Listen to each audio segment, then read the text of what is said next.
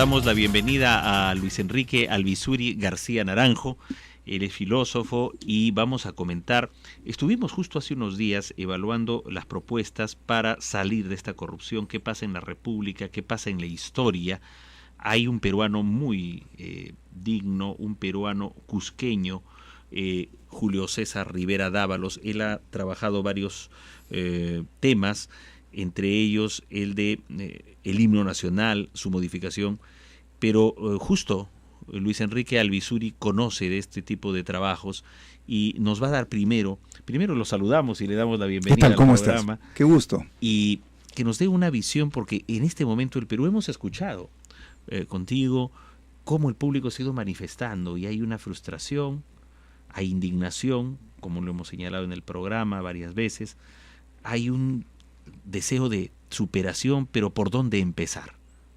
Bueno, antes que nada quiero aclarar que yo también participé en el prólogo del libro de Julio César Rivera Dávalos, que él es un himnólogo, es una persona que se ha especializado en el análisis y la importancia de los himnos a nivel mundial y en particular en el caso peruano. Todos sabemos que tenemos una historia muy, digamos, peculiar en cuanto a nuestro himno nacional y todavía sigue la polémica, no ha terminado, ¿no? En fin, eso es un tema bastante largo. En cuanto a lo que me preguntas, yo creo que debe ser abordado como se toman este tipo de problemas. La primera parte es un buen análisis. No se trata solamente de indignarse, es bueno indignarse, ¿no? Pero también hay que reflexionar, tomarlo con calma y tratar de encontrar cuáles son las causas que nos han llevado a lo que estamos. Y para eso se requiere un proceso de investigación histórica principalmente, y luego apelar a ciertas ciencias y conocimientos, por ejemplo la ética, ¿no? ¿Qué dice al respecto la ciencia de la ética? Es una parte de la filosofía ética, y en base a eso, y en base a los muchos ejemplos que existen en el mundo, porque la corrupción no es solamente peruana, es universal, es histórica, tratar de ver qué cosas nos pueden ser útiles a nosotros en este momento, en esta etapa que estamos atravesando. Por ejemplo, en el caso del prólogo y del trabajo sobre el himno, himnos para qué, nosotros encontramos ahí al revisar nuestros pasajes históricos y a propósito del libro encontramos que la República ha estado signada por la corrupción. Entonces, ¿qué chip usar, qué chip sacar, qué poner para que nuestra sociedad, la sociedad peruana, usted lo ha dicho, en todo el mundo hay corrupción, es cierto, pero hay algunos países que se han resistido a esa corrupción de una manera más sistemática. En nuestro caso, se podría decir que el sistema mismo está colapsado. Decir el sistema es mencionar una cosa que es muy compleja y que no pertenece al momento contemporáneo que vivimos, porque somos parte de un proceso. Es un proceso que ha tenido su inicio, ahora vivimos el momento de su actualidad, pero constantemente nos estamos proyectando hacia el futuro. No es algo que es establecido, fijo y estable. Todo puede cambiar, ¿no?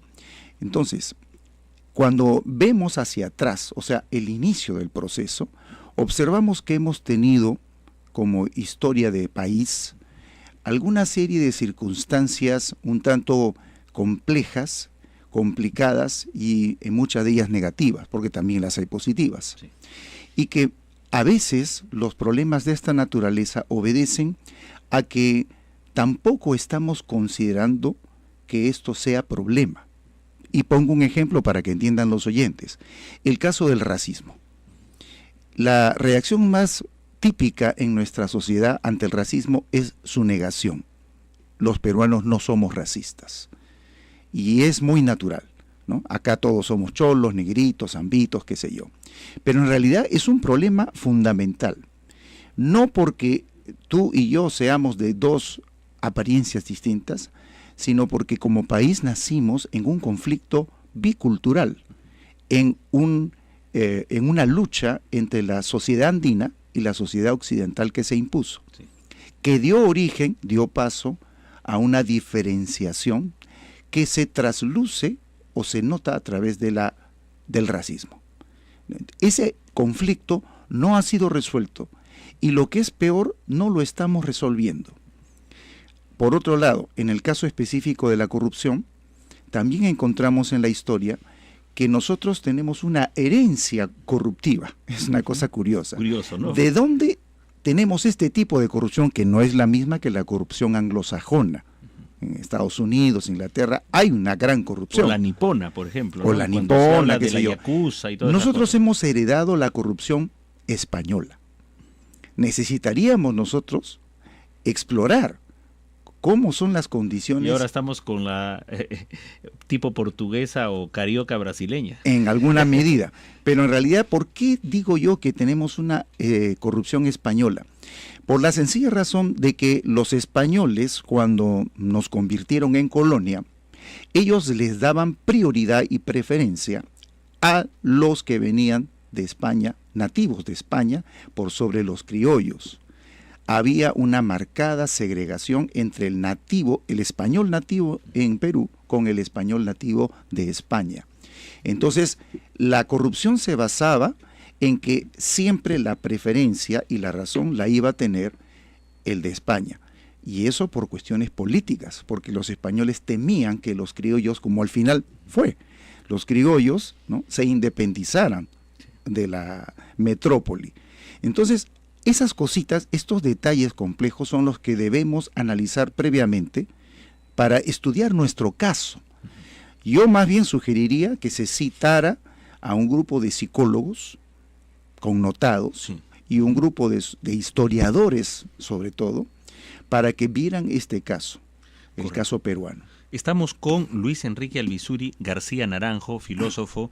Él es, digamos, autor del prólogo, Himnos en la actualidad, ¿para qué?, de Julio César Rivera Dávalos, un despertar mental en plena era de opresión global soterrada. Aquí, precisamente, hay una suerte de enunciado, el despertar mental en plena era de opresión global soterrada. ¿Qué nos dice eso? Bueno, es una terminología bastante compleja, pero lo que de alguna manera pretende decir esto es que en el fondo manifestaciones emocionales como los himnos son importantes. Nosotros como personas somos una unidad racional, emocional, emotiva, sentimental. No solamente somos ideas, también somos un cúmulo de emociones. Y hay cosas que entran no por la razón, no por la cabeza, sino por el corazón. Ahí está la emoción, De ahí, ¿no? claro, de ahí la importancia de los himnos, que es lo que toca justamente Julio Dávalos, ¿no? Julio Rivera, perdón. Entonces, ¿existe o no una manipulación, sería la pregunta, a través de factores emocionales como los himnos? La respuesta es sí, puede existir, no digo que en todos los casos exista, puede existir. Y tenemos el caso concreto de lo que ha pasado hace unos años con el señor, tengo que mencionarlo, Alan García. Él es responsable de haber impuesto, así lo tengo entendido, la sexta estrofa del himno nacional, ¿no?, sin haber tenido un análisis previo de especialistas sobre su conveniencia o no, y tampoco sin haberlo hecho de una manera adecuada, ¿no?, de acuerdo a la situación en que el país vivía. Entonces, allí hemos tenido una falla estructural que nos ha llevado a este entrampamiento. Correcto. ¿No? Y todos sabemos la crítica que hace Julio Rivera a esta sexta estrofa, ¿no?, Exactamente. que prácticamente, y en eso tiene razón, viola la Constitución en el sentido de que el Perú no es un país confesional como Irán u otros, ¿no? O sea, se Cuando supone, dice al Dios de Jacob. claro, en ese caso eso se ha debido prever, pero un presidente, tomándose una atribución que no le correspondía, actúa de esta manera, que no era lo más conveniente, ¿no? Él propone, el autor, Julio César Rivera Dávalos, que en todo caso se mencione Dios como una generalidad y no Jacob. Podía haber varias opciones, Cierto. pero lo mejor era hacerlo correcto. Entonces, esto es un ejemplo, no quiero decir que aquí se centra todo el problema, ¿no? El problema de los himnos es mucho más complejo, porque revela qué es lo que es finalmente un himno. Es buscar la unión, la unicidad de las personas de una nación en torno a un sentimiento común. Y eso No. ayer, hoy y mañana va a ser relevante.